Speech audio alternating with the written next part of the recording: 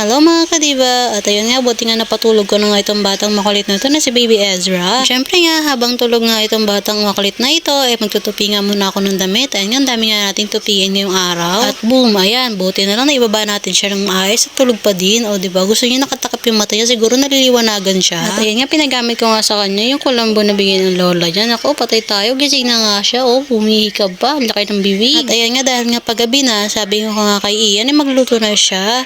Ayan, nagisa na nga siya ng sardinas dyan. At ayan nga, sabi ko nga ilagay niya na yung itlog. Ayan, binati niya ng itlog dyan. Sabi ko, igisa-gisa muna yung sardinas hanggang sa maluto. Buti nga mga kadiwa, ituruan natin yung mga anak natin na magluto habang bata pa lang.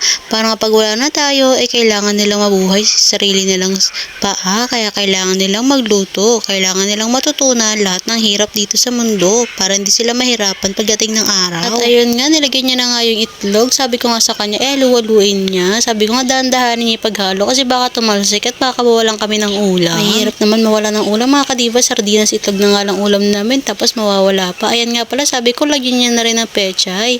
At syempre habang tuturo ko sa kanya, kasama ko si Baby Ezra dahil nga nagigising-gising siya at wala siyang kasama doon. Diba mga kadiva, multitask habang nag-aalaga sa baby, nagtuturo dito sa aking panganay para nga syempre matuto na siyang magluto. Alam naman na ni Kuya Ian na magluto ng kanto, ng noodles, ng itlog, ng hotdog, alam niya na yon.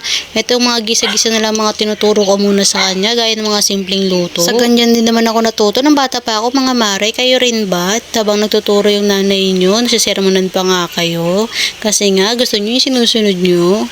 Ganon-ganon nga rin nakikita ko dito sa aking panganay. Naku. Pero at least mga mare, willing din nga silang matuto gaya ng bunso ko nung nakaraan, yung binidyo ko mare na nagluto siya. Gusto rin talaga nila nagluluto dahil nga siguro mahilig din ako magluto-luto kaya nakuha rin nila yun sa akin. Ang dami ko pang gustong ituro sa kanila mga mare, kaso nga lang syempre konti lang ang time kasi nga nag-aalaga ako sa batang baby na si Ezra. Kaya pag may time rin talaga na ganito, tinuturuan ko rin sila kapag may pagkakataon. At ayan nga, naluto na nga, o diba? Ang sarap yan mga mare.